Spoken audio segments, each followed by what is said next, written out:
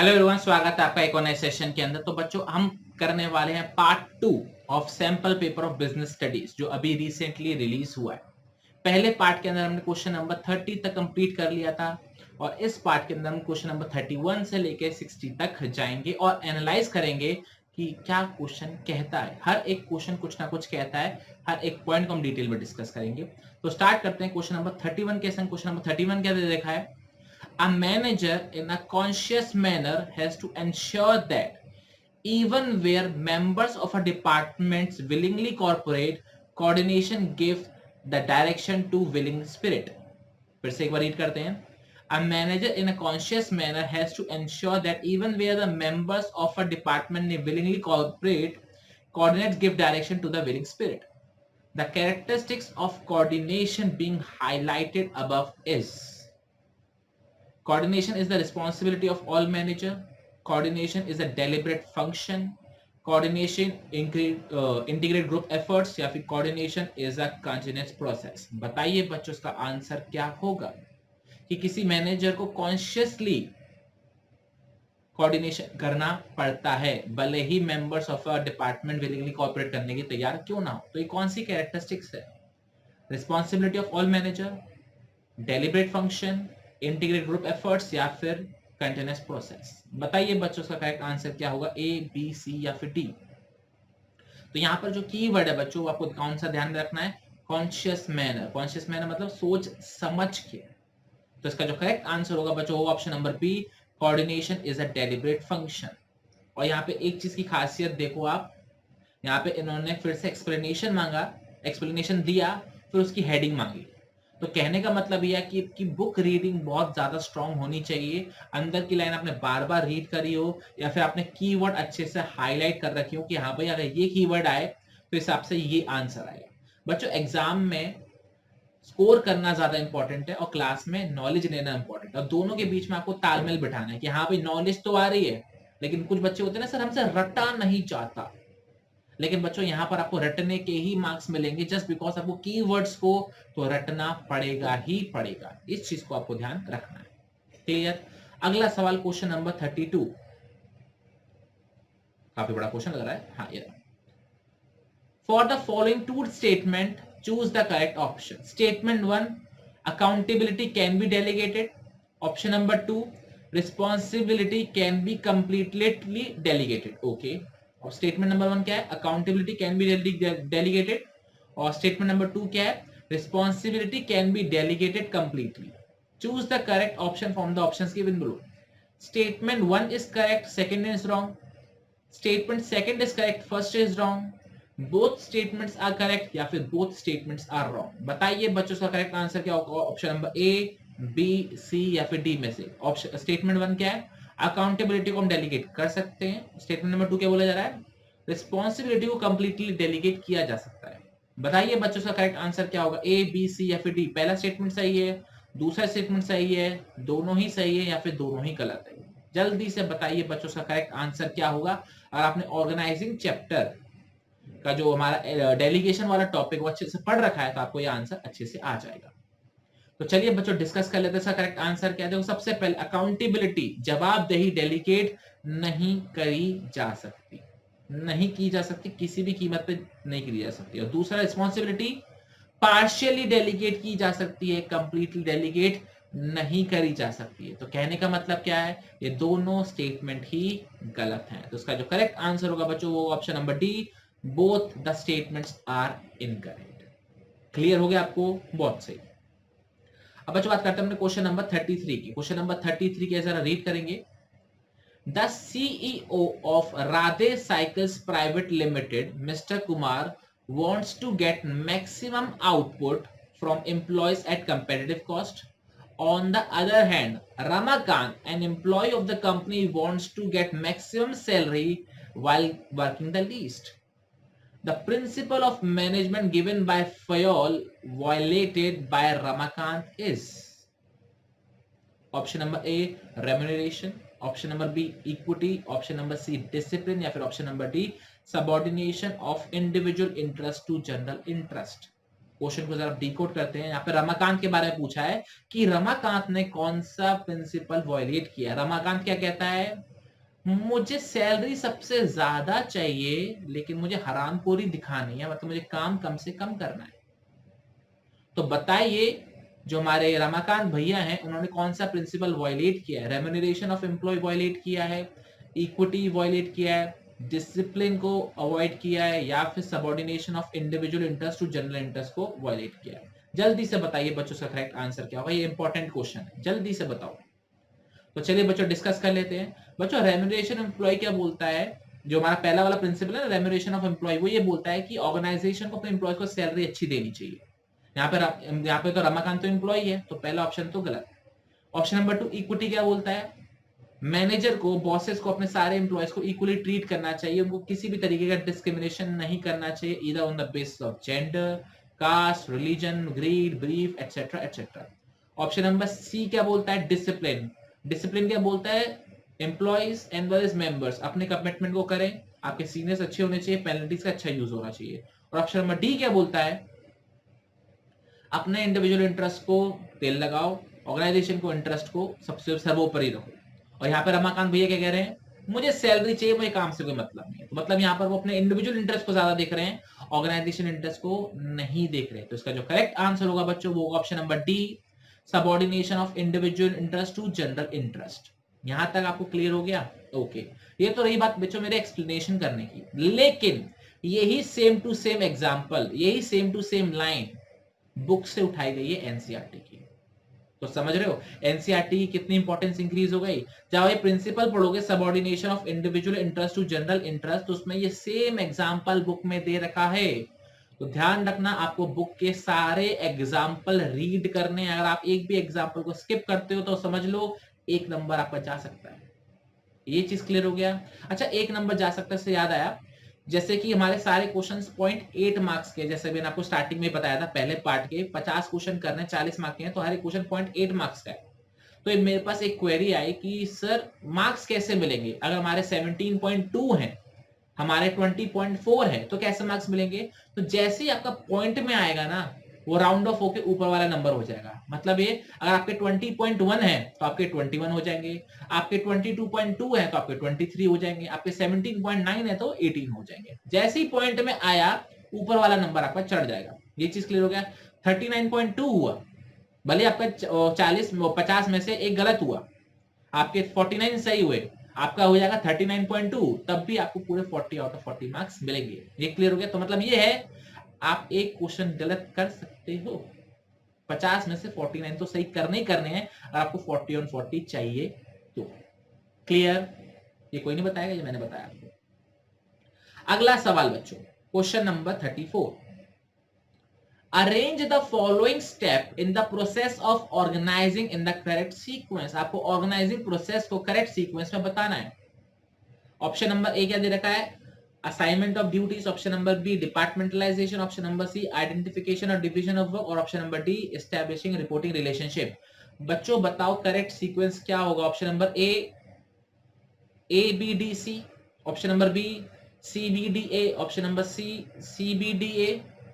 Option number D B C A D.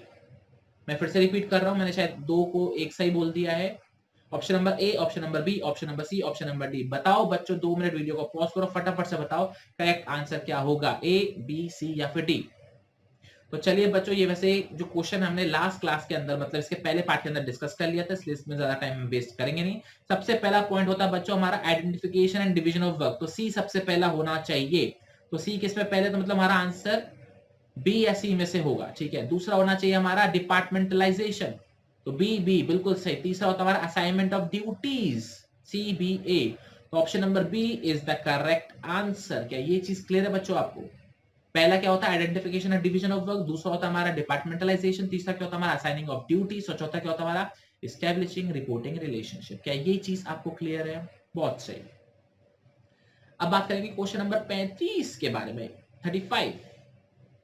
The production department of Karishma Limited, a manufacturing ready-made garments for men, has an objective to increase production by 10%, but the sales department does not approve the increase of production. Production department बोल रहा है कि हमको 10% का production increase करना है, but sales department बोल रहा है नहीं, ना मुन्ना ना, आप ऐसा नहीं कर सकते। Till the changes are brought about the product in the, नहीं फिर से रीड करूंगा मैं, till changes are brought about in the product to incorporate latest fashion. इन्होंने क्या बोला है, जब तक आप लेटेस्ट चेंजेस को अडॉप्ट नहीं कर लेते हो तब तक हम प्रोडक्शन बढ़ाने की आपको परमिशन नहीं देते हैं। These kinds of conflicts bring to light of the following importance of the force that can help to accomplish the linking of activities of various departments. Option number A, growth in size. Option number B, functional differentiation. Option number C, specialization. Option number D, efficiency. Question को simple words में बात करते हैं। करिश्मा limited के दो department है, एक production department है, एक सेल्स डिपार्टमेंट है। प्रोडक्शन डिपार्टमेंट बोलता है कि हमको 10% का प्रोडक्शन बढ़ाना है, सेल्स डिपार्टमेंट बोलता है ना मुन्ना ना, आप ऐसे नहीं कर सकते हो। तो इन्होंने क्या बोला है, ऐसे कॉन्फ्लिक्ट्स एक इंपॉर्टेंस के बारे में बात कर रहे हैं। तो वो इंपॉर्टेंस कौन सी है, growth in size, functional differentiation, specialization या फिर एफिशिएंसी। बताओ बच्चों, सबसे पहले तो ये बताओ ये कौन से चैप्टर का क्वेश्चन है, फिर मुझको ये बताना कि इसका आंसर क्या है। पहले ये भी तो करेक्ट कर पाओ कि कौन से चैप्टर का क्वेश्चन है। तो ऑप्शंस देख के आप बता सकते हो, growth in size, functional differentiation या स्पेशलाइजेशन आपको कहां देखने को मिला था, या आपको देखने को मिला था कोऑर्डिनेशन की इंपॉर्टेंस में। चैप्टर नंबर 1 का एक क्वेश्चन है और यहाँ पर दो डिपार्टमेंट के फंक्शन के बारे में बात हो रही है कि एक कुछ और कह रहा है, दूसरा कुछ और कह रहा है। तो उसका जो करेक्ट आंसर हो जाएगा बच्चों, वो क्या हो जाएगा हमारा, option number B, functional differentiation. क्या ये चीज आपको क्लियर है? ओके, बहुत सही। अब बच्चों बात करते हैं क्वेश्चन नंबर 36 की। वो क्या दे रखा है, जरा रीड करेंगे।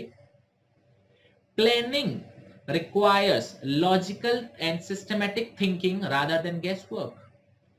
प्लानिंग के अंदर हम लॉजिकल थिंकिंग करते हैं, सिस्टमैटिक थिंकिंग करते हैं।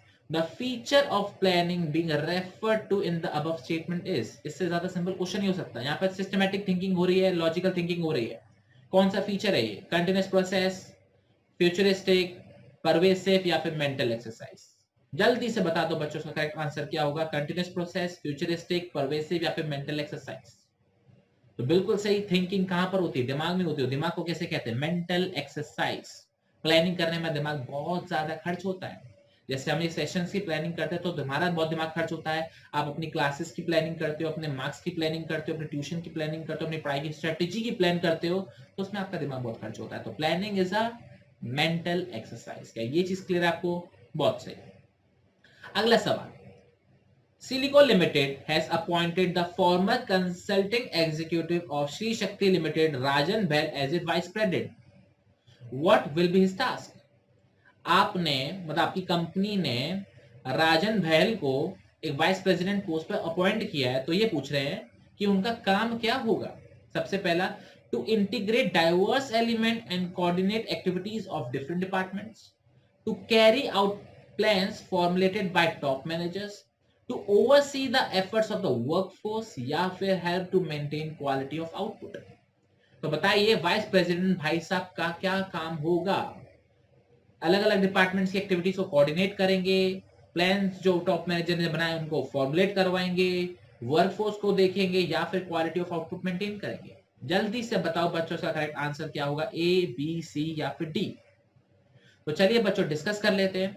बच्चों सबसे पहले एक सिमिलर क्वेश्चन हम पार्ट ए के अंदर देख चुके हैं, जिसके अंदर हमने लेवल्स ऑफ मैनेजमेंट से रिलेटेड क्वेश्चन देखा था।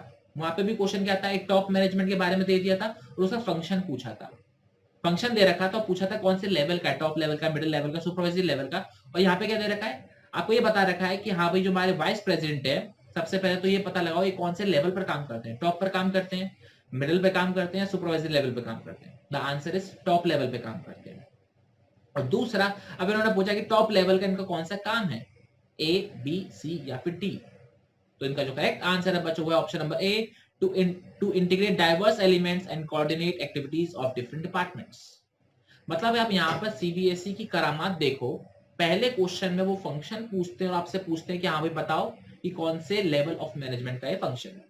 अब इन्होंने एक पोस्ट का नाम दे दिया, सिर्फ एक पोस्ट का नाम दे दिया और आपसे इनडायरेक्टली दो सवाल पूछे हैं। सबसे पहला, ये पोस्ट कौन से लेवल ऑफ मैनेजमेंट की है, ये पूछा उन्होंने सवाल, हिडन जो क्वेश्चन है। उसके बाद उन्होंने ये पूछा कि बताओ टॉप लेवल का फंक्शन क्या होगा। समझ रहे हो, यहाँ पे इनडायरेक्टली उन्होंने एक सवाल की जगह दो सवाल पूछ लिया आपसे, वाइस प्रेसिडेंट कौन से लेवल पर है और फिर उस लेवल का फंक्शन क्या है। तो ये है सीबीएसई का मार्क, और ये सिर्फ वही बच्चा इसको प्रॉपरली आंसर कर पाएगा जिसने ढंग से समझा है। जिसने रटा है वो नहीं कर पाएगा, वो तो टॉप लेवल के फंक्शन रट लेगा, तो उसे पता भी तो होना चाहिए वाइस प्रेसिडेंट टॉप लेवल में आता है। ये चीज समझ में आ रही है आपको? बहुत सही। अगला सवाल question number 38। The marketing management philosophy which is based on the premise that any activity which satisfy human needs but does not pay attention to the ethical and ecological aspects of marketing cannot be justified is known as। कौन सी marketing management philosophy में ये बात बोली गई है कि कोई भी एक्टिव भले ही ह्यूमन वांट्स को सेटिस्फाई करते हो, लेकिन वो अगर हमारे इकोलॉजिकल एनवायरनमेंट के एस्पेक्ट्स को जस्टिफाई नहीं करती तो उसका कोई अर्थ नहीं है। Option number A marketing concept, option number B social marketing concept, option number C production concept, या फिर option number D product concept. बताइए बच्चों, कहां पर बोला गया कि ह्यूमन नीड्स के संग हमको इकोलॉजिकल एस्पेक्ट्स को भी ध्यान में रखना है? ए मार्केटिंग, बी सोशल मार्केटिंग, सी प्रोडक्शन, या फिर डी प्रोडक्ट। जल्दी से बता दो इसका आंसर क्या होगा, ए बी सी या फिर डी। तो चलिए बच्चों डिस्कस कर लेते हैं, और इसका जो करेक्ट आंसर है बच्चों वो हमारा social marketing concept. Marketing concept बोलता है नीड्स एंड वांट्स को ध्यान में रखो, काम खत्म। प्रोडक्शन क्या बोलता है? अवेलेबिलिटी एंड अफोर्डेबिलिटी, थोड़ी देर पहले हमने देख लिया था। प्रोडक्ट क्या बोलता है? क्वालिटी अच्छी रखो। लेकिन हमारा जो बचपन का प्यार है वो क्या बोलता है? ह्यूमन नीड्स को ध्यान में रखते रखते आपको सोशल मार्केट मतलब आपको इकोलॉजिकल एनवायरनमेंट का भी ख्याल रखना है। क्या ये चीज क्लियर हो गया आपको? बहुत सही। अगला सवाल question number 39। Ravi joined as a marketing, sorry मैं फिर से रीड करूंगा, कभी कभी फंबल हो जाता है। Ravi joined a marketing firm as a sales manager. Okay. On his first day in the company during the orientation program, the CEO of the company told Ravi that he will have to simultaneously perform the functions of management, that is planning, organizing, staffing, directing, controlling all the time. Which characteristics of management was the CEO referring to? इससे ज्यादा simple तो बच्चों सवाल ही नहीं हो सकता। हमारे जो रवि भैया उन्होंने सेल्स मैनेजर की पोस्ट पर ज्वाइन किया, उनकी जो कंपनी के सीईओ उन्होंने बोला कि आपको मैनेजमेंट के सारे फंक्शंस लगातार एक साथ परफॉर्म करने पड़ेंगे, planning, organising, staffing, directing, controlling.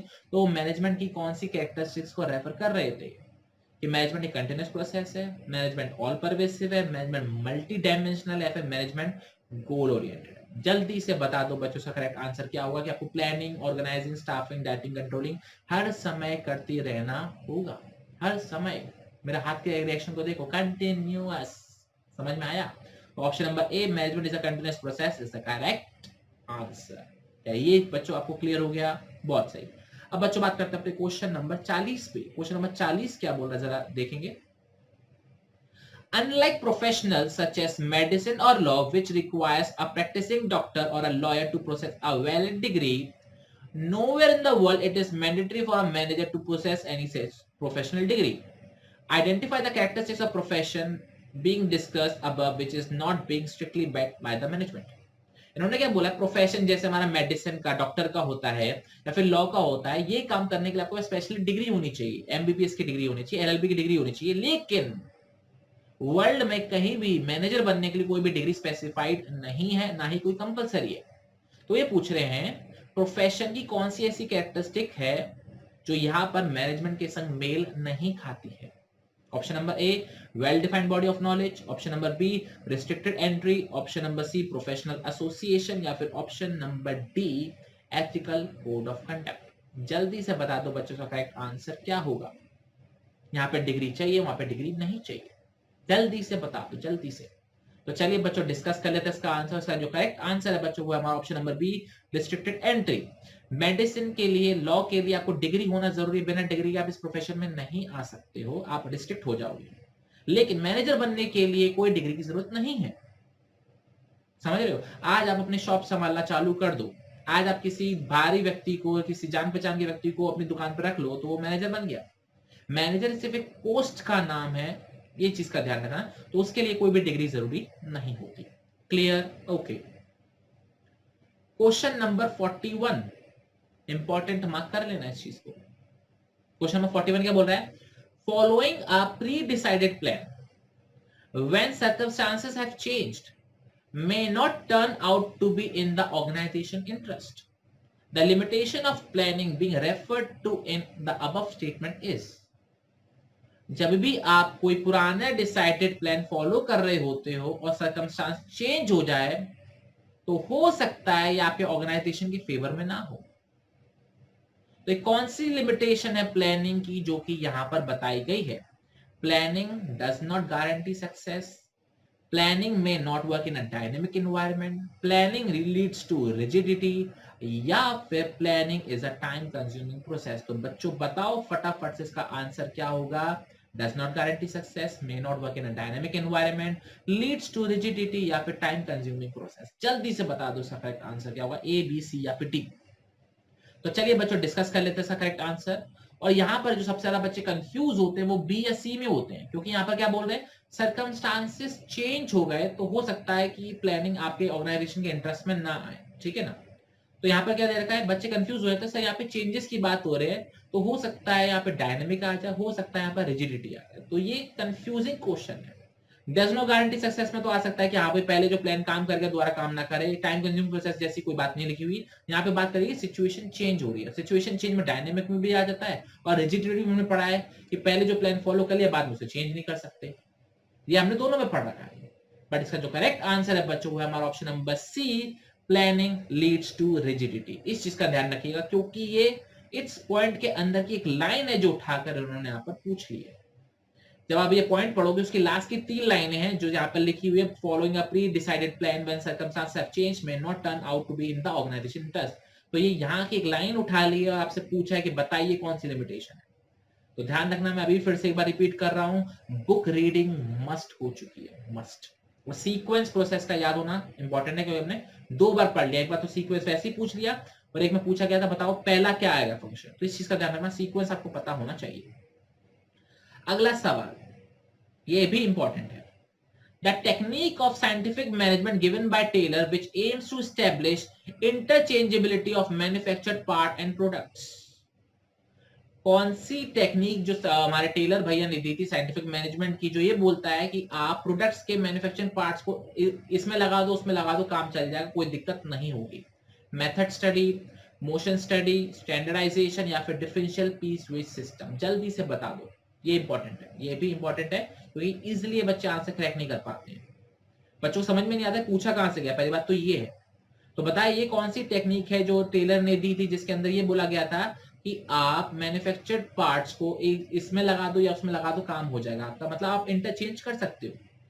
Method study में बताया था, मोशन स्टडी में बताया था, स्टैंडर्डाइजेशन में बताया था या फिर डिफरेंशियल पीस विच सिस्टम में बताया था। जल्दी से बता दो। तो चलिए बच्चों डिस्कस कर लेते हैं इसका आंसर, और इसका जो करेक्ट आंसर है हमारा option number C, standardisation. Standardisation में उन्होंने क्या बोला था कि प्रोडक्ट एक ही साइज के, एक ही क्वालिटी के, फीचर के होने चाहिए। तो आप एक ही तरीके के प्रोडक्ट बना रहे हो तो इस पार्ट को दूसरे प्रोडक्ट में लगा दो, दूसरे का इसमें लगा दो, तो दोनों में ही काम करेगा क्योंकि आप एक ही तरीके के प्रोडक्ट बना रहे हो। क्लियर हो गया? तो इसका जो करेक्ट आंसर है बच्चों option number C, standardisation. Logic clear? Okay. अगला सवाल आपकी कंप्यूटर स्क्रीन पर ये रहा, for the following two statement choose the correct option. आपको 2 स्टेटमेंट दे रखे हैं, आपको बताना कौन सा सही है कौन सा गलत है। Advertising is a impersonal form of communication, advertising lakhs direct feedback. तो बताइए कौन सा स्टेटमेंट सही है, पहला सही है, दूसरा सही है, दोनों ही सही है या फिर दोनों ही गलत है। जल्दी से बता दो कौन सा सही है, पहला, दूसरा, दोनों या कोई भी नहीं। जल्दी से बताओ फटाफट से। ओके, तो हाँ सर एडवर्टाइजिंग इम्पर्सनल होता है क्योंकि इसमें आपका डायरेक्ट कांटेक्ट नहीं होता, और जब डायरेक्ट कांटेक्ट नहीं होता तो डायरेक्ट फीडबैक भी नहीं होगा। तो इसका मतलब दोनों ही बातें सत्य बोली गई हैं, तो मतलब both statements are correct, option number C is the correct answer. क्या बच्चों ये लॉजिक आपको क्लियर हुआ जो हमने डिस्कस किया? ओके। अगला सवाल क्वेश्चन नंबर 44। बच्चों यही शांति से आपको पेपर डिस्कस करना होगा, मतलब अपने दिमाग में डिस्कस करना होगा जब आप एग्जाम दे रहे होंगे, ठीक है? इस चीज का ध्यान रखिएगा। अभी आपके पास सैंपल पेपर की भरमार आने वाली है अगले 1-2 हफ्तों के अंदर, क्योंकि आपके पास पैटर्न आ चुका है सैंपल पेपर का। आपके पास 10, 15, 20 बहुत सारे सैंपल पेपर आने वाले। मेरे पास भी आए थे, कॉल्स आए थे, मेरे पास ओजवाल से कॉल आया था कि आप सर क्वेश्चन बैंक बना दो हमारे लिए। सीरियसली कॉल आया था मेरे को, ओजवाल से कॉल आया था कि सर क्वेश्चन बैंक बना दो, हमको मतलब 20-25 क्वेश्चन कम पड़ रहे हैं। तो मैंने कहा था पहले मेरे पास क्वेश्चन पेपर पैटर्न तो आ जाए कि कैसा बना है। अब क्वेश्चन पेपर पैटर्न आ गया, अब देखो बनाता हूँ नहीं बनाता हूँ, टाइम मिलेगा तो बना दूंगा, नहीं तो कोई बात नहीं। अब आता है क्वेश्चन नंबर 44। क्वेश्चन नंबर 44 क्या है? KTX Group is rolling out an initiative to create wealth for its employee through implementation of stock option plan. Through motivation and leadership, the management will help individual to develop team spirit, cooperation, and commitment to the success of the group. The importance of management highlighted above. Management helps in achieving objectives. Management helps in the development of society. Management creates dynamic organization या फिर management increases efficiency. आप में क्या बोला गया है कि जो आपका केटीएक्स ग्रुप है एक इनिशिएटिव लगा रहा है कि वो अपने एम्प्लॉयज के लिए वेल्थ की इंक्रीज करेगा, उनको एम्प्लॉय स्टॉक ऑप्शन प्लान देके वो ऐसी ट्रेनिंग देगा, उनको मोटिवेट करेगा, लीडरशिप देगा, जिससे individual team spirit, commitment, cooperation increase होगा। तो बताइए कौन सा मैनेजमेंट का इंपॉर्टेंस है? Personal objective, society, dynamic efficiency. जल्दी से बता दो, जल्दी से। सिंपल, बहुत सिंपल, इसमें टाइम नहीं इन्वेस्ट होना चाहिए आपका ज्यादा। तो बच्चों जहां पर हमारे एम्प्लॉयज की बात होती है वहां पर हमारा पर्सनल ऑब्जेक्टिव आ जाता है, इस ध्यान रखिए, पर्सनल का ऑब्जेक्टिव आ जाता है। तो करेक्ट आंसर हमारा option number A, management helps in achieving personal objectives. क्या बच्चों ये चीज आपको क्लियर है? बहुत सही। अगला सवाल super important, super important, question number 45। If there is a plan to increase production, आपका प्लान है कि प्रोडक्शन इंक्रीज करना है, then more labour, more machinery will be required. आपको प्रोडक्शन इंक्रीज करना है तो आपको ज्यादा लेबर की जरूरत होगी, आपको ज्यादा मशीन की जरूरत होगी। This step in the planning process will involve organising for labour and purchase of machinery. क्या उन्होंने बोला है कि आपको पता तो लग गया, क्या पता लग गया आपको कि हाँ भाई आपको अगर प्रोडक्शन इंक्रीज करना है तो आपको ज्यादा लेबर की जरूरत पड़ेगी, आपको ज्यादा मशीन की जरूरत पड़ेगी। तो ये कह रहे हैं कौन से स्टेप में, आई रिपीट, कौन से स्टेप के अंदर आप नए लेबर को ढूंढोगे और मशीन को खरीदोगे, आपको वो स्टेप बताना है। ध्यान रखना है, क्वेश्चन ही क्रैक नहीं होता बच्चों से। आप क्वेश्चन रीड करो, बड़ा अजीब सा क्वेश्चन है। If there is a plan to increase production, then more labor and more machinery will be required. ठीक है। This step in the planning process will involve an organizing of for labor and purchase of machinery. Identify the step in the planning process being discussed above. तो देखो बच्चे क्या करेंगे, ऊपर कौन सा प्लान डिस्कस हो रहा है तो वो क्या बोलेंगे, प्लान बनाने की कोशिश हो रही है, ज्यादा लेबर की जरूरत होगी, ज्यादा उसकी जरूरत होगी। तो बच्चे आंसर देंगे option number B, setting objectives. मैं फिर से रिपीट करता हूं, शायद जल्दबाजी में बोल रहा हूं, फंबल हो जाएगा। क्वेश्चन में बोला गया identify the step in the planning process discuss above. ऊपर दो बातें बोली गई हैं कि अगर आपका प्लान है, अगर आपका प्लान है ये है कि आपको प्रोडक्शन इंक्रीज करना है तो आपको लेबर, आपको मशीन की जरूरत पड़ेगी, और उस स्टेप के अंदर आप क्या करोगे, लेबर को ऑर्गेनाइज करोगे, मशीन को परचेज करोगे। तो वो ये बोल रहे हैं ऊपर कौन सा स्टेप डिस्कस हो रहा है, ऊपर कौन सा स्टेप डिस्कस हो रहा है। बट बच्चों ऊपर हमारा सेटिंग ऑब्जेक्टिव्स वाला डिस्कस नहीं हो रहा है, यहां पर हम प्लान नहीं बना रहे हैं। क्वेश्चन में देखो प्लान ऑलरेडी बन रखा है।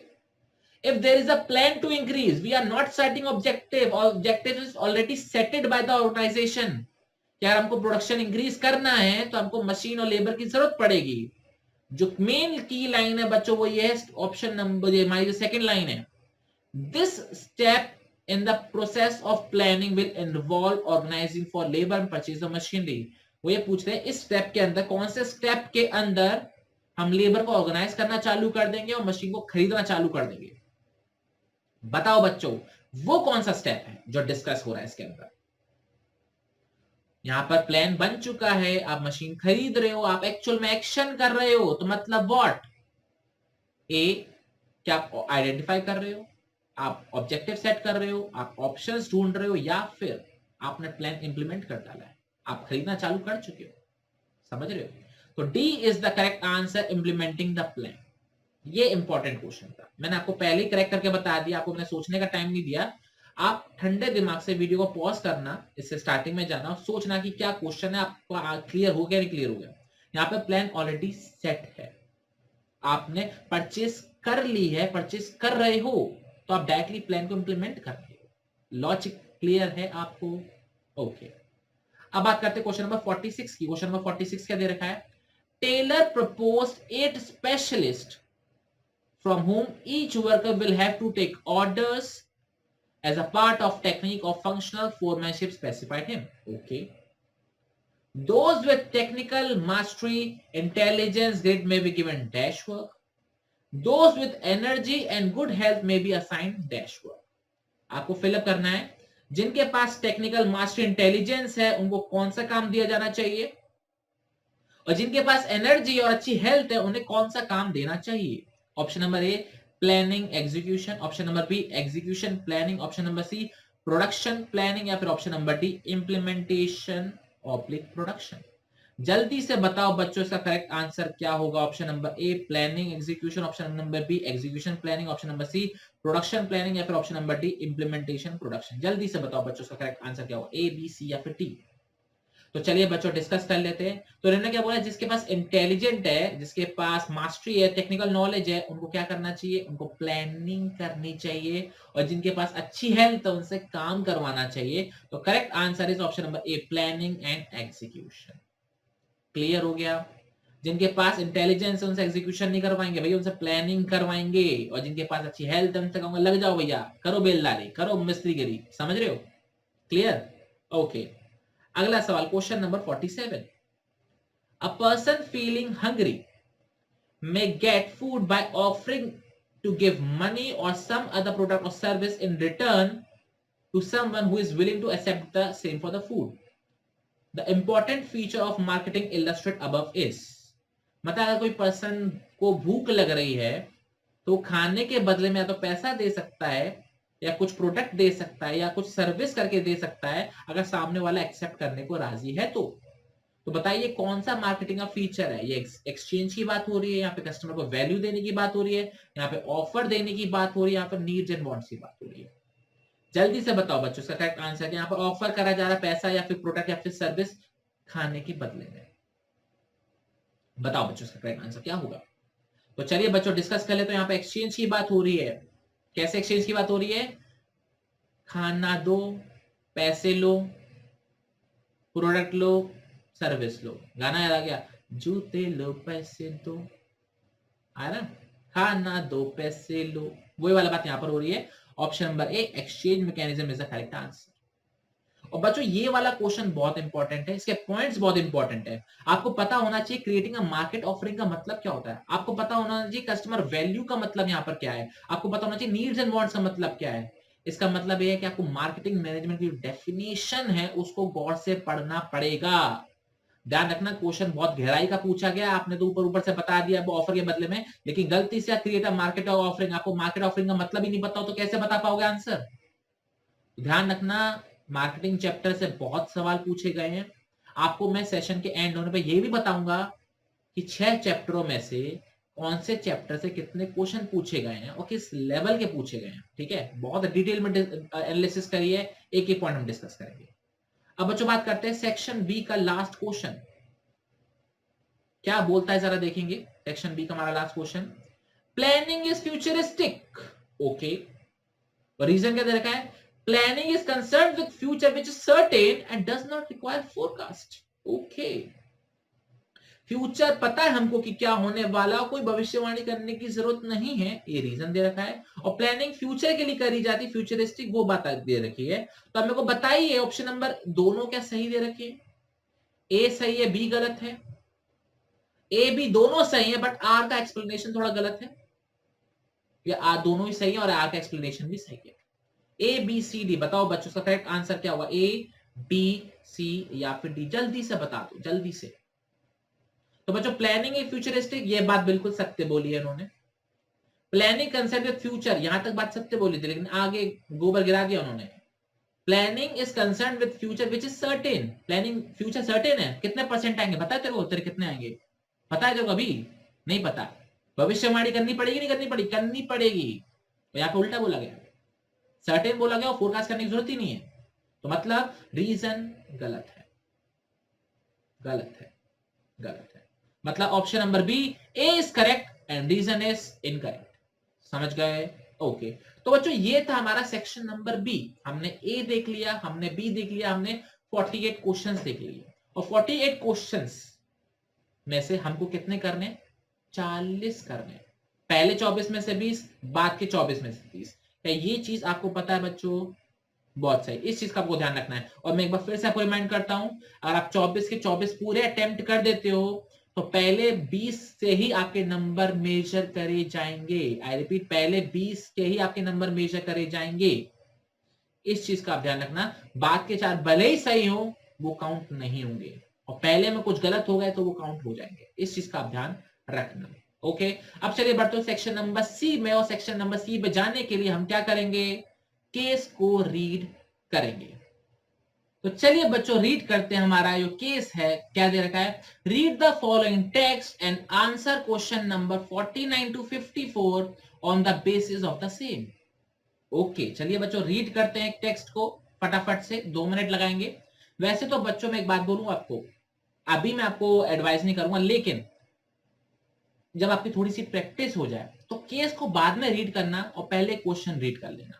इससे क्या होगा, आपको एक आइडिया लग जाएगा कि आपको केस को किस तरीके से रीड करना है। इस चीज को आपको ध्यान रखना है, ठीक है। अभी मैं पहले आपको केस रीड करके दिखा रहा हूं, लेकिन आने वाले सेशंस के अंदर मैं आपको पहले ये सिखाऊंगा कि बिना इस पैराग्राफ को रीड करे हमको सही आंसर कैसे निकालने, ठीक है। अभी हम सीधा सीधा चलेंगे क्योंकि सैंपल पेपर को डिस्कस करना है, लेकिन बाद में आपको सिखाऊंगा तिकड़म कैसे बिठाई जाती है, ठीक है।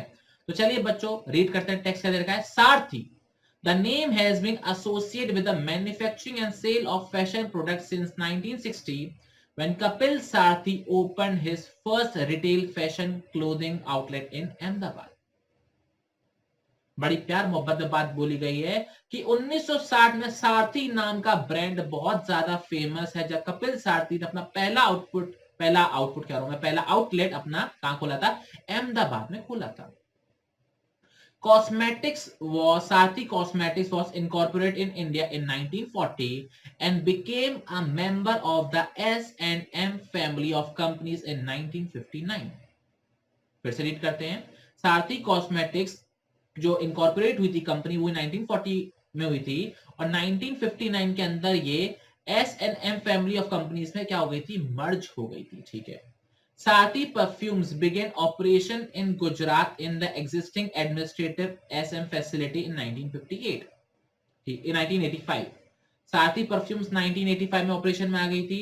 An important difference between S&M and most other company is that instead of operating as a large organization, it operates 180 smaller companies, each focus on a specific product and area, implying selective dispersal of authority, recognizing the decision-making need for the autonomy, as decision-making authority is pushed down the chain of command. मतलब बड़ी लंबी चौड़ी line बोल दी उन्होंने क्या बोला है, एस&एम company और बाकी कंपनियों के बीच में डिफरेंस क्या है, एस&एम कंपनी ने बड़ी ऑर्गेनाइजेशन करने के बजाय 180 छोटी छोटी कंपनी बना रखी हैं, जो हर एक company specific product specific area पे काम कर रही है, जिससे वो अपनी अथॉरिटी को सेलेक्टिवली ऑर्गेनाइजेशन में बांट दे, डिसीजन मेकर को उनको आजादी देनी, उस चीज का ध्यान में रखें, और जो हमारी अथॉरिटी उसको डिसेंट्रलाइज कर दें। क्या ये चीज क्लियर हो गया? वहां पे ये बात हो रही है। It enables the company to maintain short lines of communication with customer and employees and accelerate the development of talent. मतलब इन्होंने क्या बोला, इन्होंने शॉर्ट लाइंस ऑफ कम्युनिकेशन बनाई जिससे कस्टमर से जल्दी कांटेक्ट हो सके, एम्प्लॉय से जल्दी कांटेक्ट हो सके, और हम अपने जो टैलेंट है, हमारा जो एम्प्लॉयज है, उनको हम डेवलप कर सके। तो बड़ा ही लंबा चौड़ा पैराग्राफ है। अब पढ़ते हैं क्वेश्चन नंबर 49 से लेकर 54 तक, इनमें क्या दे रखा है। अच्छा, एक बात और बता दूं बच्चों, यहाँ पर 49 से लेकर 60 तक हमारे पास 12 क्वेश्चन है, और आपको कोई भी 10 करने हैं। ध्यान रखना, कोई भी 10 करने हैं 49 से 64 में। मतलब ये, अगर आपको इस केस का कोई क्वेश्चन नहीं आता है तो आप मैक्सिमम 2 क्वेश्चन छोड़ सकते हो, अगर आपको बाकी सारे आते हैं। इस चीज का आपको ध्यान रखना है। जरूरी नहीं है केस सॉल्व ही करना है, केस के आप 2 क्वेश्चन छोड़ सकते हो। 49, 50, 51, 52, 53, 54, 6 में से आप 2 क्वेश्चन छोड़ सकते हो अगर आपको बाकी सारे आते हैं तो, ठीक है। पहला सवाल, identify the philosophy that is being followed by S&M through which it is dividing the decision making responsibilities among hierarchy levels. Option number A, delegation of authority. Option number B, decentralization of authority. Option number C, division of work. या फिर option number D, span of management. वो ये पूछ रहे हैं S और M ने ये जो अलग अलग कंपनीज बना दी हैं जस्ट बिकॉज वो अपने अपने हिसाब से डिसीजन ले सके, अपने इंडिपेंडेंस से डिसीजन ले सके, तो उन्होंने वो क्या चीज फॉलो करी है जो उन्होंने इतने सारे लेवल बना दिए हैं। उन्होंने डेलीगेशन किया काम का, उन्होंने डिसेंट्रलाइज किया है, उन्होंने काम को छोटे छोटे बार में डिवाइड कर दिया, या फिर स्पैन ऑफ मैनेजमेंट की यहाँ पर बात हो रही है। तो बताइए बच्चों का करेक्ट आंसर क्या होगा, ए बी सी या फिर डी? जल्दी से बता दो, ए बी सी या फिर डी। तो चलिए बच्चों डिस्कस कर लेते हैं। और जब भी आपको बात आए ना कि आप डिसीजन मेकिंग रिस्पॉन्सिबिलिटीज को हायर के लेवल्स में डिवाइड कर रहे हो, लेवल्स में बात कर रहे हो, तो वहां पर हमेशा क्या आना चाहिए, डिसेंट्रलाइजेशन आना चाहिए। बच्चों थोड़ी देर पहले जो पहला पार्ट था उसके अंदर एक क्वेश्चन आया था कि सबऑर्डिनेट को हम काम करवाएं जस्ट बिकॉज मैनेजर को टाइम मिल जाए, वो इंपॉर्टेंट मैटर पे ध्यान दे। तो वहां पे मैनेजर सबऑर्डिनेट की बात हुई थी, तो मैंने आपको बताया था जहां पर मैनेजर सीनियर सबऑर्डिनेट की बात हो वहां पे डेलीगेशन आता है, और जहां पर भी हायरार्की लेवल्स वर्ड आता है, सिस्टमैटिक वे में एलोकेट करना रिस्पॉन्सिबिलिटीज को, तो वहां पर डिसेंट्रलाइजेशन आता है। इस चीज का आपको ध्यान में रखना है, यहाँ पर बच्चों के मार्क्स कटेंगे। मैं सही बता रहा हूं, यहाँ पर बच्चों के मार्क्स काटेंगे क्योंकि बच्चे कंफ्यूज होते हैं कि कहाँ डेलीगेशन आना चाहिए, कहाँ डिसेंट्रलाइजेशन आना चाहिए। तो ध्यान रखना, डेलीगेशन के अंदर सिर्फ सीनियर सबऑर्डिनेट का रिलेशन होता है, लेकिन डिसेंट्रलाइजेशन के अंदर लेवल्स ऑफ मैनेजमेंट आ जाते हैं। सेलेक्टिवली डिस्पर्स करते हैं अथॉरिटी को थ्रू आउट द ऑर्गेनाइजेशन, उसको हम डिसेंट्रलाइजेशन बोलते हैं। इस चीज का आपको ध्यान बहुत अच्छे से रखना है। क्लियर? ओके। अब बच्चों बात करते हैं अपने क्वेश्चन नंबर 50 पर। क्वेश्चन नंबर 50 क्या जरा रीड करेंगे।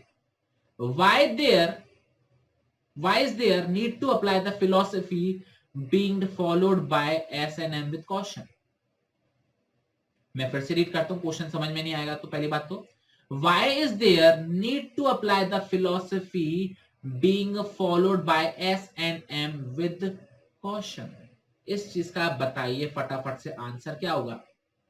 As it causes in delay in communication, as it causes disintegration of the organization, as it increase the workload of the top management, as it can reduce the chance of the growth of the firm। मतलब वो ये कह रहे हैं जो SNM ने जो philosophy follow करी थी कि हमने एक बड़ी ऑर्गेनाइजेशन बनाने के बजाय 180 छोटी छोटी कंपनीज बना डाली, 180 छोटी छोटी कंपनी डाली, तो इन्होंने ये चीज क्यों करी, और उसको विद कॉशन मतलब आपको विद सेफ्टी नोट आपको क्यों बताना चाहिए कि ऐसा क्यों करना चाहिए, क्योंकि इससे डिले कम्युनिकेशन हो जाता है, इससे आपकी ऑर्गेनाइजेशन में डिसइंटीग्रेशन आ जाता है, आपका वर्कलोड बढ़ जाता है, या फिर आपके चांसेस के जो ग्रोथ के जो चांसेस वो कम हो जाते हैं। जल्दी से बताओ बच्चों का करेक्ट आंसर क्या होगा, ए बी सी या फिर डी? ये इंपॉर्टेंट क्वेश्चन है, और जहां पर आपको लैंग्वेज समझ में ना आए तो तुरंत क्वेश्चन छोड़ देना, क्योंकि मुझे ऐसा फीलिंग आ रही है कि एक क्वेश्चन देख के 90% बच्चे इस क्वेश्चन को छोड़ेंगे चॉइस में, अगर आ गया तो, क्योंकि 12 में से 10 करने हैं, इसको 100% बच्चे छोड़ेंगे, 100%। कोई भी शायद ही ट्राई कर, टॉपर से टॉपर बच्चा भी बोलेगा मैं रिस्क क्यों लूं, समझ रहे हो? और जो रिस्की वाला बंदा होगा वो क्या बोलेगा, 50 में से 49 सही करने हैं मेरे को पूरे मार्क्स लाने के लिए। अभी थोड़ी देर पहले बताया था ना, 39.2 भी आ गया तो पूरे 40 होंगे, तो मतलब क्या, आप 49 को सही करना है, तो एक का रिस्क वो ले सकता है। ठीक है, तो इसका जो करेक्ट आंसर है बच्चों हुआ option number B, as it cause and disintegration of the organisation. जैसे उन्होंने क्या किया, 180 में डिवाइड किया, तो उन्होंने क्या किया, छोटे छोटे पार्ट्स में उसको क्या कर दिया, डिवाइड कर दिया। क्लियर हो गया आपको? बहुत सही। अगला सवाल, the application of the policy being discussed above, जो छोटे छोटे पार्ट्स में डिवाइड करना है, can foster a sense of competition among the departments, which in turn help the firm in the following manner: facilitate growth, better control, relief to top management, quick decision making। मतलब क्या, ऊपर जो उन्होंने philosophy follow करी, अलग अलग छोटे छोटे पार्ट्स में डिवाइड कर दो, इससे कंपटीशन बढ़ जाएगा, और कंपटीशन बढ़ने से क्या होगा, ग्रोथ होगी, कंट्रोल अच्छा कर पाएंगे, टॉप मैनेजमेंट को आराम मिलेगा, या फिर डिसीजन मेकिंग तुरंत हो जाएगी। जल्दी से बताओ बच्चों उसका आंसर क्या होगा, ए बी सी या फिर टी? जल्दी से बताओ। तो जब भी कंपटीशन होता है, मान के चलो क्लास में दो बच्चों के बीच में कंपटीशन हो रहा है, या सारे बच्चों में कंपटीशन हो रहा है मार्क्स को लेके, तो सभी पढ़ना चालू कर देंगे और सभी अच्छे मार्क्स स्कोर करने की कोशिश करेंगे, तो क्लास का नाम रोशन होगा, आया ना? तो वैसे अगर डिपार्टमेंट आपस में कंपटीशन करेंगे, फायदा किसका होगा, ऑर्गेनाइजेशन का होगा, ऑर्गेनाइजेशन ग्रो करना स्टार्ट कर देगी। तो इसका जो करेक्ट आंसर है बच्चों वो ऑप्शन नंबर ए, फैसिलिटेट ग्रोथ। ये चीज आपको समझ में आई या फिर नहीं आई? ओके, अगर आपने इसका आंसर फैसिलिटेट ग्रोथ लगाया था तो बिल्कुल सही है, कुछ और लगाया था तो वो गलत निकला। ठीक है, अगला सवाल, Quote the lines from the above which highlights the importance of philosophy towards providing management education to employees. फिर से रीड करेंगे. Quote the line from the above which highlights the importance of the philosophy towards providing management education to employees. बताइए बच्चों से answer क्या होगा. Maintain short lines of communication, accelerate the development of talent, selective dispersal of authority, recognize decision making need for authority. जल्दी से बताओ. Providing management education to employees नीचे दिए गए लाइनों में कहां पर रिफ्लेक्ट हो रहा है. आपको शॉर्ट लाइन्स ऑफ कम्युनिकेशन करनी है. आपको टैलेंट मतलब एम्प्लॉयज हमको डेवलप करना है. आपको डिस्पर्स करनी है अपनी अथॉरिटी सेलेक्टिवली लेवल्स में, या फिर आपको डिसीजन मेकर्स को ऑटोनॉमी देनी है कि उनको इंडिपेंडेंस मिले, वो डिसीजन ले पाए. जल्दी से बताओ कौन सी लाइन में आपको हाईलाइट हो रहा है कि आपको मैनेजमेंट एजुकेशन देनी चाहिए एम्प्लॉयज को. तो बिल्कुल सही गैस कर रहे हो. आपको एक्सेलरेट करना चाहिए, आपको बढ़ावा देना चाहिए डेवलपमेंट में. और डेवलपमेंट किसका? हमारे टैलेंट का. टैलेंट कौन है? हमारे एम्प्लॉयज. तो B is the correct answer. Clear हो गया आपको? बहुत सही. बच्चों बात करते हैं क्वेश्चन नंबर 53 की. क्वेश्चन नंबर 53 क्या है? As the decision making authority is pushed down the chain of command as enterprise, it provides the benefit of quick decision making of the organization because क्योंकि डिसीजन मेकिंग अथॉरिटी नीचे भेज दी गई है, अलग अलग level पर भेज दी गई है एसएम में, तो यहां पर क्विक डिसीजन मेकिंग हो पाएगी. क्यों? There is no requirement for approval from many levels. Organisation is able to generate more returns. There are innovative performance system. There is a means for management education. आप जल्दी decision कैसे ले पाएंगे? Option number ए, क्योंकि अब ऊपर से permission लेने की जरूरत नहीं है. ऑप्शन नंबर बी, आप ज्यादा रिटर्न ले पाएंगे. ऑप्शन नंबर सी, हमारे पास इनोवेटिव परफॉर्मेंस सिस्टम आ चुके हैं जिससे हम कैलकुलेट कर सकते हैं. या फिर ऑप्शन नंबर डी, हम एजुकेट कर रहे हैं इसलिए हम जल्दी डिसीजन ले पाएंगे. जल्दी से बताओ, जल्दी से. तो चलिए बच्चों डिस्कस कर लेते हैं इसका आंसर क्या है. क्योंकि यहाँ पर डिसीजन मेकिंग आप इसलिए जल्दी ले पा रहे हो जस्ट बिकॉज आपको ऊपर वालों से पूछने की जरूरत नहीं है. समझ रहे हो एक चीज? क्लास का टीचर बात बात पर अगर प्रिंसिपल से पूछेगा तो क्लास चला पाएगा? नहीं चला पाएगा. ये चीज समझ आ रही है? तो वही answer option number A, there is no requirement for the approval from many levels. अगर आपको पूरी तरीके से ऑटोनॉमी दे रखी है तो आपको बार बार ऊपर वाले लेवल से परमिशन लेने की जरूरत नहीं पड़ती. क्लियर? ओके. अब बच्चों बात करते हैं क्वेश्चन नंबर 54 की. अब हमारे पास सिर्फ 6 क्वेश्चन बचे हैं और हमारा बिजनेस स्टडीज का sample paper with each question का डिस्कशन हो जाएगा. क्वेश्चन नंबर 54 क्या बोल रहा है? The philosophy being followed by S&M is not followed by most other companies. This tell us that the philosophy is, जो S&M ने philosophy follow करी है कि पूरे organization में distribute कर दिया है हमारा काम, कि हाँ भाई अलग अलग level बना दिया, अलग अलग organization बना दी, ये बाकी सारी कंपनी फॉलो नहीं करती है. तो इसका मतलब क्या? ये philosophy क्या है? ऑप्शनल है, कंपलसरी है, लिमिटेड टू सुपीरियर सबऑर्डिनेट, या फिर ये सिर्फ इसलिए करी गई है जस्ट बिकॉज मैनेजर का बर्डन कम हो जाए. बताओ बच्चों option number A, B, C या फिर डी में से करेक्ट आंसर क्या होगा? ए, बी, सी या डी में से कौन सा करेक्ट आंसर होगा? जल्दी से बता दो, जल्दी से. तो बिल्कुल सही. यहाँ पर डिसेंट्रलाइजेशन की बात हो रही है. Decentralisation is optional. ध्यान रखना, decentralisation is optional but delegation is compulsory. Exam में डेलीगेशन से रिलेटेड आ सकता है. डेलीगेशन इज कंपलसरी, सारा काम अकेले नहीं कर सकते हो, लेकिन डिसेंट्रलाइजेशन इज ऑप्शनल. जरूरी नहीं आपको बहुत सारे लेवल बनाने हैं, आप एक दो जनों से काम करके भी काम कर सकते हो, डेलीगेशन कर सकते हो. जरूरी नहीं है पूरे ऑर्गेनाइजेशन के अंदर आपको सेलेक्टिवली रिस्पांसिबिलिटी को डिस्पर्स करना हो. इस चीज का ध्यान रखना. तो बच्चों ये हो गया हमारा क्वेश्चन नंबर 54 तक. मतलब ये हमारा केस स्टडी सॉल्व हो चुका है. कुछ केस स्टडी थी हमारे क्वेश्चन नंबर 49 से 54 तक. और जैसा कि मैंने आपको बताया था केस के सारे क्वेश्चन करना जरूरी नहीं है, क्योंकि आपको सेक्शन सी के अंदर कोई भी 10 क्वेश्चन सॉल्व करने हैं. तो जैसा कि मैं आपको बताऊं, क्वेश्चन नंबर जो हमारा 50 था, क्वेश्चन नंबर जो हमारा 50 था, is most of the students को, मेरे पास क्वेरी आई थी मोस्ट ऑफ द स्टूडेंट्स की. एक सेकंड रुकना. हाँ, ये इस क्वेश्चन में सबसे ज्यादा दिक्कत आ रही थी बच्चों को, तो मैंने उनको डिटेल में समझाया तो उनको आगे. लेकिन एग्जाम में कभी ऐसा क्वेश्चन आ जाए, स्किप दैट क्वेश्चन, या फिर एक क्वेश्चन का चांस ले सकते हो पूरे उसमें, तो आप इसमें चांस ले सकते हो. इस चीज का ध्यान रख लेना. ओके. अब बच्चों बात करते हैं क्वेश्चन नंबर 55 पर. क्या दे रखा है जरा रीड करेंगे. Mohammad कंजीवाल, a beekeeper since April 2021, is now part of growing tribes of at least 50 urban dwellers across Maharashtra, raising bees and harvesting honey in their balconies, rooftop and back gardens. As we focus on eating right, the thought of domesticating honeybees to promote healthy consumption habits and seeing honey being cultivated right before his eyes was mesmerizing before him. Identify the factor constituting the general environment being discussed above. जो मोहम्मद कंजीवल थे वो bee keeper थे, मधुमक्खी को रखते थे अप्रैल 2021 से.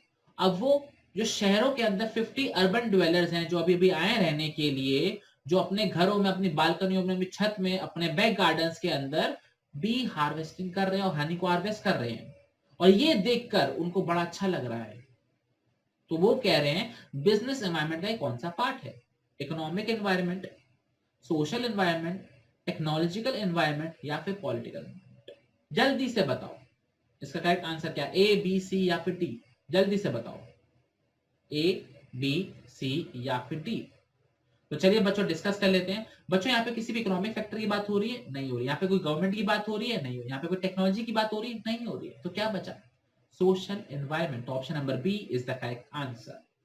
Clear हो गया? अगर आपको हल्का सा भी डाउट हो तो छोड़ देना, 12 में से 10 कर सकते हो, रिस्क एक का ले सकते हो. Okay. 56. Zolo, a marketers of car having 40% of the current market share, aims at increasing the market share to 70% in next few years. Zolo जिसका 40% मार्केट शेयर है वो आगे चल के 70% करना चाहता है. For achieving this objective, the manager of the company specified an action program covering various aspects. Identify the function being discussed above. Zolo 40% share से 70% करना चाहता है और उसके लिए उन्होंने काफी सारे एक्शन प्रोग्राम्स को स्पेसिफाइड किया है. तो बताओ मार्केटिंग का कौन सा फंक्शन परफॉर्म किया है? Option number A, customer support service. Option number B, gathering and analysing market information. Option number C, product designing या फिर डेवलपमेंट. या फिर option number D, marketing planning. बताओ बच्चों इसका आंसर क्या होगा? Option number A, B, C या फिर डी? क्या बोल रहे हैं? 40 से 70 करने के लिए उन्होंने काफी सारे एक्शंस प्रोग्राम को क्या किया है? ढूंढा है, करा है, डिसाइड किया है. तो उन्होंने क्या किया है? कस्टमर सपोर्ट सर्विस के बारे में फंक्शन परफॉर्म किया है, उन्होंने मार्केट एनालिसिस को, मार्केट इंफॉर्मेशन को गैदर और एनालाइज किया है, प्रोडक्ट को डिजाइन या डेवलपमेंट किया है, या फिर उन्होंने प्लानिंग करी है. बताओ बच्चों इसका आंसर क्या होगा? ए, बी, सी या फिर डी? तो चलिए बच्चों डिस्कस कर लेते हैं. यहाँ पर उन्होंने क्या बोली? 40 से 70 करना है और उन्होंने एक्शन प्लान डिसाइड किया है. तो यहाँ पर किस चीज की बात हो रही है? यहाँ पे प्लानिंग की बात हो रही है. तो option number D, marketing planning is the correct answer. क्या ये लॉजिक क्लियर है आपको? बहुत बढ़िया. अब बच्चों बात करते हैं अपने अगले क्वेश्चन की तरफ. क्वेश्चन नंबर 57 क्या दे रखा है? Style and Fit, a footwear manufacturing company, has decided to offer 50% off on all its product due to fall in the demand of its product as more efficient substitute have been introduced in the market. Oh my God! हमारी जो company style and fit, उन्होंने decide किया कि हम 50% का discount देने वाले, क्योंकि हमारे प्रोडक्ट की डिमांड गिर गई है. और क्यों गिर गई? क्योंकि बाकी प्रोडक्ट्स आ गए मार्केट के अंदर. तो ये पूछ रहे हैं identify the pricing objective included by the firm who has made the firm resort to such discounting of its product. वो ये कह रहे हैं कि कौन से ऑब्जेक्टिव के तहत उन्होंने अपनी प्राइस को कम किया है. मार्केट लीडरशिप ऑब्टेन करने के लिए, मार्केट में सरवाइव करने के लिए, कंपटीशन को सरवाइव करने के लिए, क्वालिटी लीडरशिप लाने के लिए, या फिर पब्लिक इंटरेस्ट में? बताओ बच्चों का करेक्ट आंसर क्या होगा? ए, बी, सी या फिर डी? 50% डिस्काउंट दिया क्योंकि डिमांड कम होगी, जस्ट बिकॉज अदर प्रोडक्ट्स आ गए हैं. तो उन्होंने प्राइसिंग कम क्यों करी है? मार्केट शेयर बढ़ाने के लिए, कंपटीशन के संग सरवाइव करने के लिए, लीडरशिप, क्वालिटी लीडरशिप अटेन करने के लिए, या फिर पब्लिक के इंटरेस्ट को प्रोटेक्ट करने के लिए? जल्दी से बताओ ए, बी, सी या फिर डी? क्या आंसर होगा? तो बच्चों क्वेश्चन में ही हमारा आंसर छिपा हुआ है. बहुत सारे अलग अलग प्रोडक्ट्स मार्केट में आ गए हैं, मतलब कंपटीशन आ गया है, और कंपटीशन से सरवाइव करने के लिए, बचने के लिए उन्होंने प्राइस कम कर रखी है, जस्ट बिकॉज कंपटीशन की वजह से उनके प्रोडक्ट की डिमांड जो थी वो कम हो गई है. तो मतलब क्या करना चाह रहे हैं वो? कॉम्पिटिटिव एनवायरनमेंट में सरवाइव करने के लिए ये सारे हथकंडे अपना रहे हैं. तो 50% का डिस्काउंट दे दिया. क्या ये चीज क्लियर है बच्चों आपको? बहुत बढ़िया। अब बच्चों सिर्फ 3 सवाल बचे हुए हैं, लेकिन हमारा जो सेशन है वो अराउंड 1 आवर का होने को आ गया है। लेकिन बच्चों आपसे क्वेश्चन, भैया एग्जाम के क्वेश्चन है भैया, ऐसे थोड़ी ना हम टाइम फटाफट कर देंगे। 60 क्वेश्चन थे, 2 मिनट भी एक लगाएंगे तो 120 मिनट तो हुए। पार्ट 1 भी अराउंड 50 मिनट का, 1 घंटे का, तो बच्चों ने 2 मिनट लगाए क्वेश्चन में, सिर्फ 2 मिनट लगाए, लेकिन आपको इतने भी नहीं लगाने, इस चीज का ध्यान रखना। अगला सवाल, a sanitiser manufacturing company wants to become a market leader. Okay, market leader बनना चाहते हैं भैया। For this purpose, the manager follows an activity with certain logical steps. Okay. The first step suggested by him to increase profit by 30% in the next quarter. What will be the last step of this activity being followed by the manager? इतना easy question. बच्चों ध्यान रखना, फिर से sequence आ गया, last step बताओ, ऊपर नीचे नहीं कर सकते, लास्ट स्टेप बताना है। इन्होंने क्या बोला है कि एक कंपनी है सैनिटाइजर मैन्युफैक्चरिंग कंपनी जो मार्केट लीडर बनना चाहती है, उसके लिए वो कुछ स्टेप्स फॉलो कर रहे हैं। उसमें पहला स्टेप था कि बस हमको क्या डिसाइड करना है कि हमको नेक्स्ट ईयर 30% अपना प्रॉफिट इंक्रीज करना है। तो बताओ लास्ट स्टेप क्या होगा? Follow up, identifying alternative courses of action, setting objectives, या फिर evaluating alternative courses of action. तो बताओ बच्चों इसका आंसर क्या होगा? तो देखो सिंपल सी चीज है, स्टेप्स देख के आपको पता लगेगा वहां पे प्लानिंग प्रोसेस की बात हो रही है।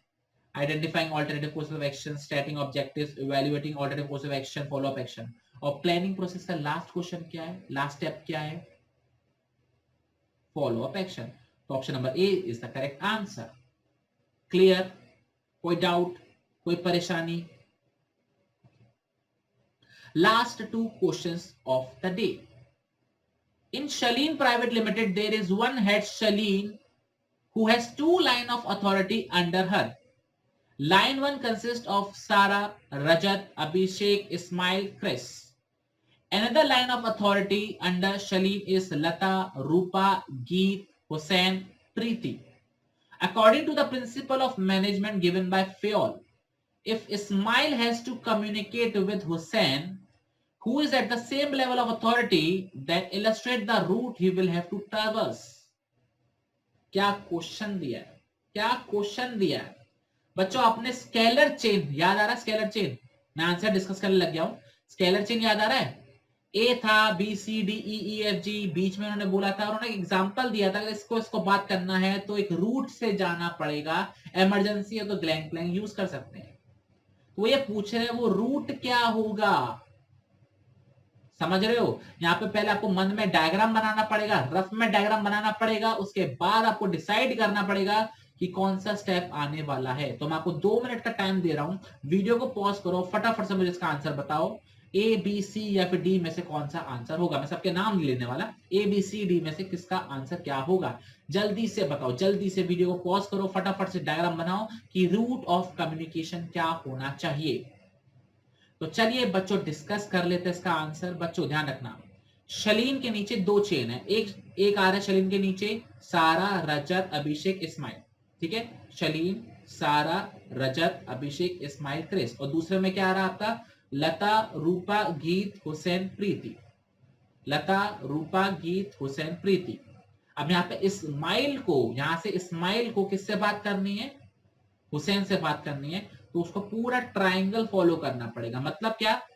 इस्माइल से जो ऊपर होंगे ऊपर जाना पड़ेगा। तो इस्माइल से ऊपर कौन कौन है? Ismail to Abhishek to Rajat to Sara to Shaleen, है ना? उसके बाद शलीन से नीचे आना पड़ेगा, शलीन से नीचे आओगे तो शलीन, लता, रूपा, गीत, हुसैन। क्लियर हो गया या नहीं क्लियर हुआ? या डायग्राम के थ्रू बताऊं? चलो डायग्राम के थ्रू बता देता हूं, 2 मिनट लगेंगे, 1 सेकंड रुकना। देखो बच्चों, ये हमारा फ्लो बनता है, 1 सेकंड, थोड़ी सी गड़बड़ हो गई, 1 सेकंड रुकना बच्चों, 1 सेकंड रुकना।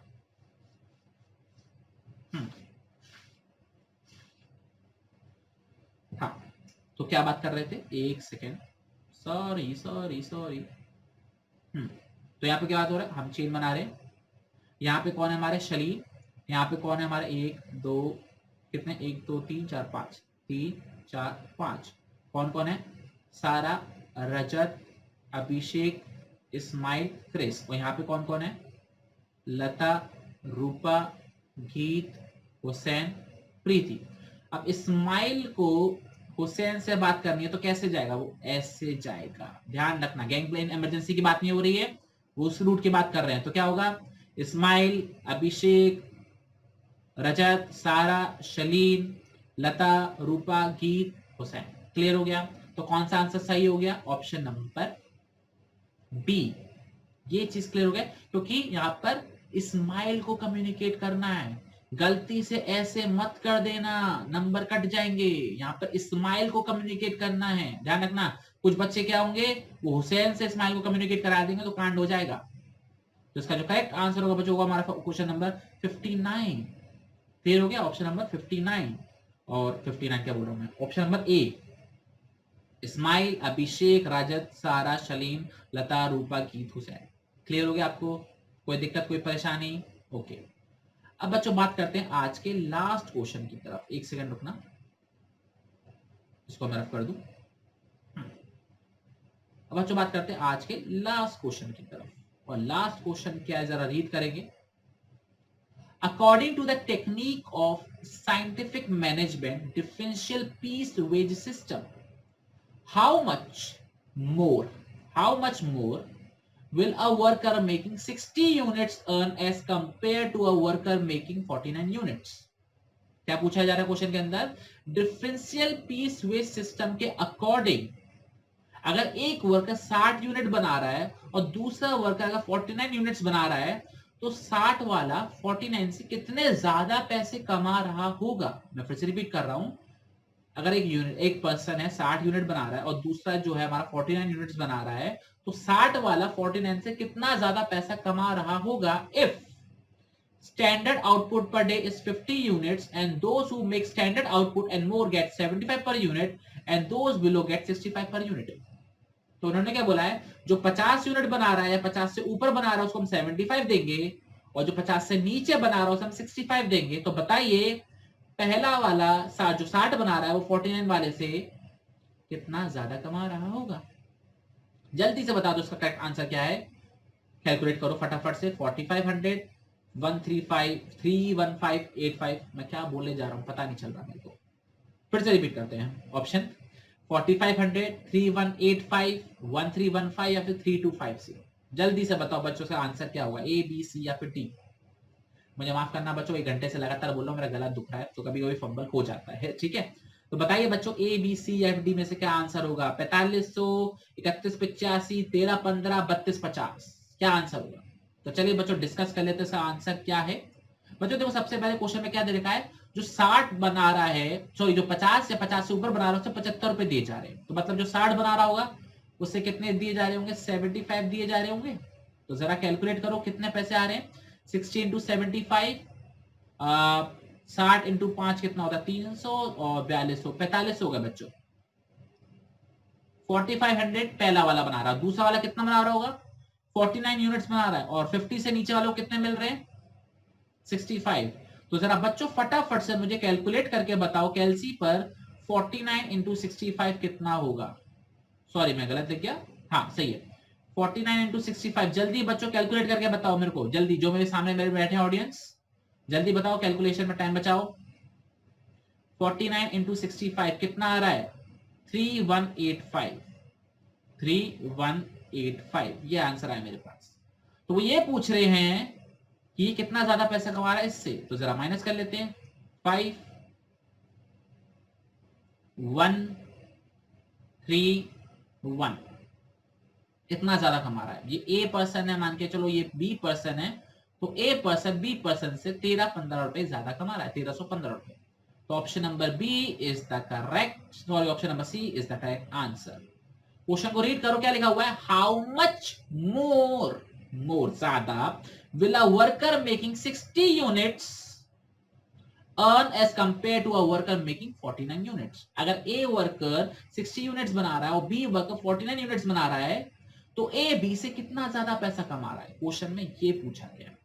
ये लॉजिक क्या आपको क्लियर हुआ बच्चों? हाँ या ना में जवाब दो फटाफट से।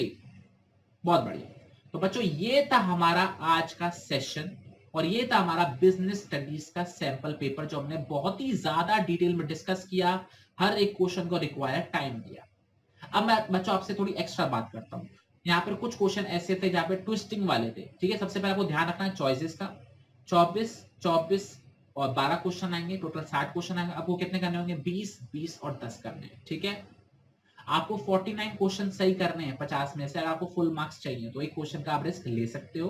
और ध्यान रखना सारे क्वेश्चन अटेम्प्ट नहीं करने। अगर आप सारे अटेम्प्ट कर देते हो तो पहले वाले 20 या पहले वाले 10 ही काउंट करे जाएंगे, बाद के काउंट नहीं करे जाएंगे, भले ही वो सही क्यों ना हो। इस चीज का ध्यान हो गया। और बच्चों अगर आपसे बात करूं 60 क्वेश्चन में से सबसे ज्यादा क्वेश्चन आपसे पूछे गए हैं मार्केटिंग चैप्टर से। 14 क्वेश्चन, 60 में से 14 क्वेश्चन मार्केटिंग चैप्टर से पूछे गए हैं। ध्यान रखना मार्केटिंग चैप्टर इंपॉर्टेंट है, लेंथी भी है, इंपॉर्टेंट भी है। दूसरा आपसे पूछे गए ऑर्गेनाइजिंग से 12 क्वेश्चन, लिख लो चाहो तो। मार्केटिंग से 14 क्वेश्चन पूछे गए हैं, ऑर्गेनाइजिंग से 12 क्वेश्चन पूछे गए हैं, प्लानिंग से और nature and significance of management से 10-10 क्वेश्चन पूछे गए हैं, प्रिंसिपल ऑफ मैनेजमेंट से 9 क्वेश्चन पूछे गए हैं और बिजनेस एनवायरनमेंट से हमारे 5 क्वेश्चन पूछे गए हैं, ठीक है। इसको नोट कर लेना। Chapter number 1 10 question, chapter number 2 9 question, chapter number 3 5 question, chapter number 4 10 question, chapter number 5 12 question और चैप्टर नंबर 11 14 क्वेश्चन। मैंने बता दिया, इसको नोट कर लेना। इससे आपको पता लग जाएगा, एक हिंट लग जाएगा कि सीबीएसई कौन से चैप्टर को कितनी वेटेज देना चाह रहा है। ये चीज क्लियर हो गया? ओके।